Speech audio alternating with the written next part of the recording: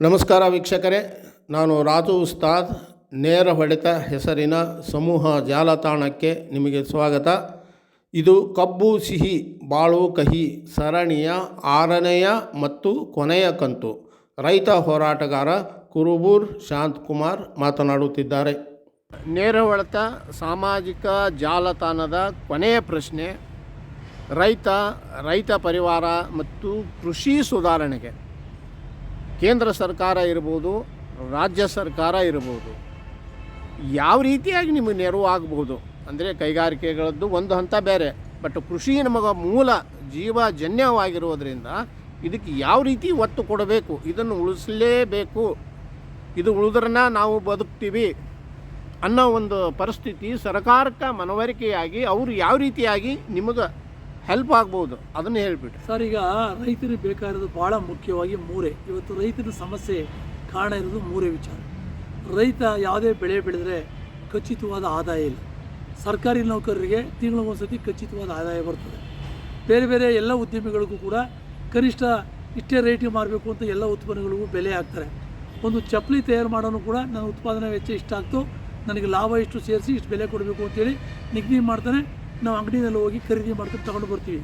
ನಾವು ಗೊಬ್ಬರ ಖರೀದಿ ಮಾಡಲಿಕ್ಕೆ ಹೋದಾಗ ಗೊಬ್ಬರದ ಕಂಪ್ನಿಯನ್ನು ಇಷ್ಟು ಅಂತ ನಿಗದಿ ಮಾಡ್ತಾರೆ. ಬೀಜ ಖರೀದಿ ಮಾಡಲಿಕ್ಕೆ ಹೋದಾಗ ಬೀಜದ ಕಂಪ್ನಿಯನ್ನು ಹೇಳ್ತಾನೆ. ಅದೆಲ್ಲವನ್ನು ತಂದು ವ್ಯವಸಾಯ ಮಾಡಿದಂಥ ರೈತ ಬೆಳೆದರೆ ಇವತ್ತು ಬೆಳೆ ಬೆಳೆಯುವಾಗ ಇದ್ದಂಥ ಬೆಲೆ ಮಾರುಕಟ್ಟೆಗೆ ಬಂದಾಗ ಕುಸಿತ ಆಗ್ತದೆ. ಆದ್ದರಿಂದ ರೈತನ ಎಲ್ಲ ಬೆಳೆಗಳಿಗೂ ಕನಿಷ್ಠ ಒಂದು ವೈಜ್ಞಾನಿಕವಾದ ಪದ್ಧತಿಯಲ್ಲಿ ಕನಿಷ್ಠ ಬೆಂಬಲ ಬೆಲೆಯನ್ನು ನಿಗದಿ ಮಾಡಿ ಖಚಿತವಾದಂಥ ಒಂದು ಬೆಲೆ ಸಿಗ್ತದೆ. ಅದಕ್ಕಿಂತ ಕಡಿಮೆ ಮಾರಾಟ ಮಾಡೋಂಗಿಲ್ಲ, ಅದಕ್ಕಿಂತ ಕಡಿಮೆ ಖರೀದಿ ಮಾಡೋಂಗಿಲ್ಲ. ಅಷ್ಟು ರೈತರಿಗೆ ಖಚಿತವಾದಂಥ ಆದಾಯ ಬರ್ತದೆ ಅನ್ನುವಂಥ ಒಂದು MSP ಗ್ಯಾರಂಟಿ ಕಾನೂನನ್ನು ಸರ್ಕಾರ ಜಾರಿ ಮಾಡಿದ್ರೆ ಇವತ್ತೇನು ಸರ್ಕಾರ ಕಿಸಾನ್ ಸಮ್ಮಾನ್, ಗೊಬ್ಬರ ಸಬ್ಸಿಡಿ, ಆ ಸಬ್ಸಿಡಿ, ಈ ಸಬ್ಸಿಡಿ ಅಂತ ಮಾಡ್ತಾರೆ. ಅವ್ಯಾವೂ ಬೇಕಾಗಿಲ್ಲ, ಅವ್ಯಾವೂ ನಮಗೆ ಬೇಕಿಲ್ಲ. ಮೊದಲನೇದಾಗಿ ಕನಿಷ್ಠ ಬೆಂಬಲ ಬೆಲೆ ಖಾತ್ರಿ. ಎರಡನೇದು, ರೈತ ಯಾವುದೇ ಬೆಳೆ ಹಾಕಿರೂ ಆ ಬೆಳೆಗೆ ಸರ್ಕಾರ ಇನ್ಶೂರೆನ್ಸ್ ಮಾಡಬೇಕು. ಅತಿವೃಷ್ಟಿ ಹಾನಿ ಆಯಿತು, ಬರಗಾಲ ಬಂತು, ಮಳೆ ಕೊಚ್ಚೋಯ್ತು, ಅಥವಾ ಇನ್ನೊಂದು ಪ್ರಪಾತಕ್ಕೆ ವಿಪತ್ತಿಗೆ ಒಳಗಾಯಿತು, ಆ ಬೆಳೆ ಹಾನಿ ಆದಾಗ ಅವನು ನುಕ್ಸಾನ್ ಎಷ್ಟಾಗಿರ್ತದೆ ಆ ಬೆಳೆ ವಿಮೆ ಪರಿಹಾರದಲ್ಲಿ ಸಂಪೂರ್ಣ ನಷ್ಟ ಬರುವಂಥದ್ದಾಗಬೇಕು.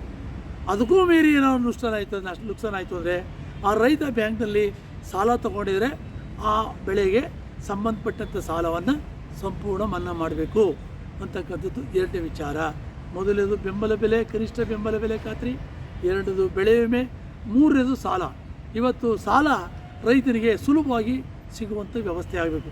ಇವತ್ತು 1 ಕೋಟಿ ಬೆಲೆ ಬಾಳುವಂಥ ಭೂಮಿಗೆ 1 ಲಕ್ಷ ಸಾಲ ಕೊಡಬೇಕಾದ್ರೆ ಬ್ಯಾಂಕ್ನವರು ಭಾಳ ಕಷ್ಟಪಡ್ತಾರೆ. ಆದರೆ 25 ಲಕ್ಷ ಕೊಟ್ಬಿಟ್ಟು ಸೈಟ್ ತಗೊಂಡು ಉದ್ದಿಮೆ ಮಾಡ್ತೀವಿ ಅಂತ ಹೇಳಿದ್ರೆ ಅವ್ನಿಗೆ 5 ಕೋಟಿ ಸಾಲ ಕೊಡ್ತಾರೆ. ಇದು ಯಾವ ನೀತಿ? ಈ ರೀತಿ ಸಾಲ ನೀತಿ ಕೂಡ ಬದಲಾಗಬೇಕು. ಸಾಲ ನೀತಿ ಈ ರೀತಿಯಾಗಿ ಕೆಲವೊಂದು ಮತ್ತು ರೈತನಿಗೆ ಬೇಕಾದಂಥ ವಿದ್ಯುತ್ತು, ಬೆಳೆ ಬೆಳೀಲಿಕ್ಕೆ ಬೇಕಾದಂಥ ವಿದ್ಯುತ್ತನ್ನು, ಸಮರ್ಪಕ ವಿದ್ಯುತ್ತನ್ನು ಪೂರೈಸುವಂಥ ವ್ಯವಸ್ಥೆ ಆಗಬೇಕು. ಇಷ್ಟು ಕೆಲವು ವಿಚಾರಗಳನ್ನು ಸರ್ಕಾರ ಜಾರಿಗೆ ತಂದರೆ ಖಂಡಿತವಾಗಲೂ ಕೂಡ ರೈತನಿಗೆ ಯಾವುದೇ ಪುಕ್ಸಾಟೆ ಯೋಜನೆಗಳು, ಫ್ರೀ ಯೋಜನೆಗಳು ಬೇಕಾಗಿಲ್ಲ. ರೈತ ಸ್ವಾವಲಂಬಿಯಾಗಿ ಉತ್ತಮ ರೀತಿಯಲ್ಲಿ ಬದುಕ್ತಾನೆ, ಬಾಳ್ತಾನೆ, ಆತ್ಮಹತ್ಯೆಗಳು ತಡೀತದೆ.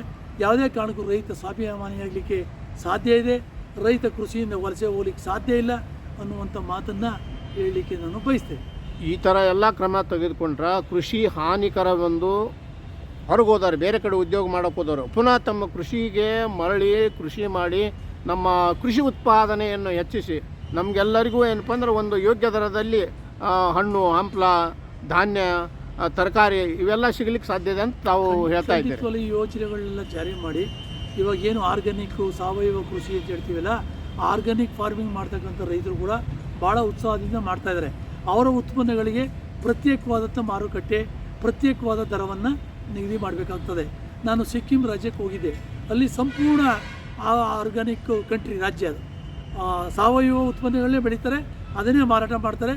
ಯಾರಾದರೂ ಕೆಮಿಕಲ್ ಗೊಬ್ಬರ ಹಾಕಿ ಉತ್ಪನ್ನ ಮಾಡಿದ್ರೆ ಅವರಿಗೆ 25,000 ರೂಪಾಯಿ ದಂಡ, ಆ ರೀತಿ ಕಾನೂನಿದೆ.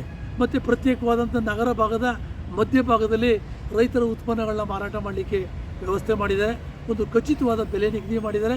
ಆ ರೀತಿಯ ವ್ಯವಸ್ಥೆ ಜಾರಿಗೆ ಬಂದರೆ ಹೆಚ್ಚು ಜನ ಆರ್ಗ್ಯಾನಿಕ್ ಉತ್ಪನ್ನಗಳನ್ನ ಬೆಳೀಲಿಕ್ಕೆ ಅನುಕೂಲ ಆಗ್ತದೆ. ಈ ದಿಕ್ಕಿನಲ್ಲೂ ಕೂಡ ರಾಜ್ಯ ಮತ್ತು ಕೇಂದ್ರ ಸರ್ಕಾರಗಳು ಚಿಂತನೆ ಮಾಡಿದ್ರೆ ಹೆಚ್ಚು ಉತ್ಪನ್ನಗಳನ್ನು, ಉತ್ತಮ ಪೌಷ್ಟಿಕ ಉತ್ಪನ್ನಗಳನ್ನು ಬೆಳೀಲಿಕ್ಕೆ ಅನುಕೂಲ ಆಗ್ತದೆ. ಉತ್ತಮ ಆರೋಗ್ಯ, ಉತ್ತಮ ಸಮಾಜ ನಿರ್ಮಾಣ ಮಾಡಲಿಕ್ಕೆ ಅನುಕೂಲ ಆಗ್ತದೆ ಅನ್ನುವಂಥ ಮಾತನ್ನು ಹೇಳಲಿಕ್ಕೆ ಬಯಸ್ತೇನೆ. ಅಂದರೆ ಸಿಕ್ಕಿಂ ಮಾದರಿಯ ಕೃಷಿ ಇದೆ ಅಂತಾರೆ. ಇದು ದೇಶಾದ್ಯಂತವಾಗಿ ಅನ್ವಯ ಆದ್ರೆ ಇದು ಕೃಷಿಗೂ ಅನುಕೂಲ ಮತ್ತು ಜನರ ಆರೋಗ್ಯಕ್ಕೂ ಅನುಕೂಲ ಅಂತ ಹೇಳ್ತಾ ನಾವು ಇದ್ದಾರೆ. ಕೂಡ ಸಿಕ್ಕಿಂಗೆ 30 ಜನ ರೈತರ ತಂಡ ತೆಗೆದುಕೊಂಡು ಹೋಗಿದ್ವಿ. ಅಲ್ಲೆಲ್ಲ ನೋಡಿ ಬಂದಮೇಲೆ ಬಹುತೇಕ 300ಕ್ಕೂ ಹೆಚ್ಚು ಜನ ರೈತರು ಇವತ್ತು ಅದನ್ನೇ ಅವಲಂಬನೆ ಮಾಡಿಕೊಂಡು ಆರ್ಗ್ಯಾನಿಕ್ ಕೃಷಿಯತ್ತ ಹೆಚ್ಚು ಜನ ಒಲವು ತೋರ್ತಾ ಇದ್ದಾರೆ, ಮಾಡ್ತಾ ಇದ್ದಾರೆ. ಸ್ವತಃ ನಾವು ಕೂಡ ಕೆಲವೊಂದು ನಮ್ಮ ಜಮೀನುಗಳೆಲ್ಲ ನಮ್ಮ ಮನೆಗೆ ಬಳಕೆ ಬೇಕಾದಂಥ ತರಕಾರಿ, ಕೆಲವೊಂದು ಉತ್ಪನ್ನಗಳನ್ನು ಆರ್ಗ್ಯಾನಿಕನ್ನೇ ಬೆಳ್ಕೊಂಡು ತಿಂತಾ ಇದ್ದೀವಿ ಅನ್ನುವಂಥ ಮಾತನ್ನು ಕೂಡ ಹೇಳಲಿಕ್ಕೆ ನಾನು ಬಯಸ್ತೀನಿ. ಈ ಥರ ಎಲ್ಲರಿಗೂ ನೀವು ಏನು ಒಂದು ಮನೆಗೆ ಮಾಡ್ಕೊತಾ ಇದ್ದಾರೆ, ಈ ಥರದ ಒಂದು ಅನುಕೂಲ, ಈ ಥರದ ಒಂದು ಸೌಲಭ್ಯ ಎಲ್ಲರಿಗೂ ಸಿಗಬೇಕಾದ್ರೆ ಎಲ್ಲ ರೈತರು ಸಾವಯವ ಕೃಷಿ ಕಡೆ ಒಲಗಬೇಕಂತೀರಿ ನೀವು. ಕರ್ನಾಟಕದಲ್ಲಿ 40 ಲಕ್ಷ ಕೃಷಿ ಪಂಪ್ ಸೆಟ್ಗಳಿದೆ.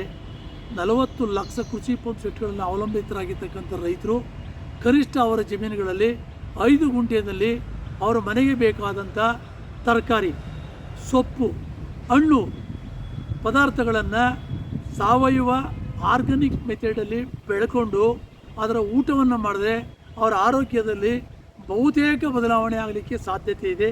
ಇದು ನನ್ನ ಎಲ್ಲ ಸಭೆಗಳಲ್ಲಿ ನಮ್ಮ ರೈತರಿಗೆ ಹೇಳುವಂಥ ಕೆಲಸವನ್ನು ಮಾಡ್ತಾಯಿದ್ದೀನಿ. ಅದನ್ನು ಜಾಗೃತಿಯನ್ನು ಮಾಡ್ತಾಯಿದ್ದೀನಿ. ಸ್ವತಃ ನನಗೂ ಕೂಡ ಅದರ ಅನುಭವ ಆಗಿದೆ. ಅದರಿಂದ 40 ಲಕ್ಷ ಕೃಷಿ ಪಂಪ್ ಸೆಟ್ಗಳ ರೈತರು ನಿಮ್ಮ ಮಕ್ಕಳಿಗೆ, ನಿಮ್ಮ ಮನೆಯವರಿಗೆ ಆರೋಗ್ಯ ಚೆನ್ನಾಗಿರಬೇಕು ಅನ್ನೋದಾದರೆ, ಡಾಕ್ಟ್ರ್ ಹತ್ರ ಹೆಚ್ಚಿಗೆ ಹೋಗಬಾರ್ದು ಅನ್ನೋದಾದರೆ, ನಿಮ್ಮ ರೋಗ ರುಜಿನಗಳು ಕಡಿಮೆ ಆಗಬೇಕು ಅನ್ನೋದಾದರೆ ನೀವು ಈ ಪದ್ಧತಿಯನ್ನು ಅನುಸರಿಸ್ಕೊಳ್ಳಿ. ಖಂಡಿತವಾಗಲೂ ಕೂಡ ನಿಮ್ಮ ಆರೋಗ್ಯದಲ್ಲಿ 1 ವರ್ಷದಲ್ಲೇ ಬದಲಾವಣೆ ಕಾಣ್ತೀರಿ. ಕಂಡಿದ್ದಾರೆ, ನಾನು ಕಣ್ಣಾರೆ ನೋಡಿದ್ದೀನಿ, ಇದರಲ್ಲಿ ಯಾವುದೇ ಅನುಮಾನ ಇಲ್ಲ ಅನ್ನುವಂಥ ಮಾತನ್ನು ನಿಸ್ಸಂಶಯವಾಗಿ ಹೇಳಲಿಕ್ಕೆ ನಾನು ಬಯಸ್ತೇನೆ.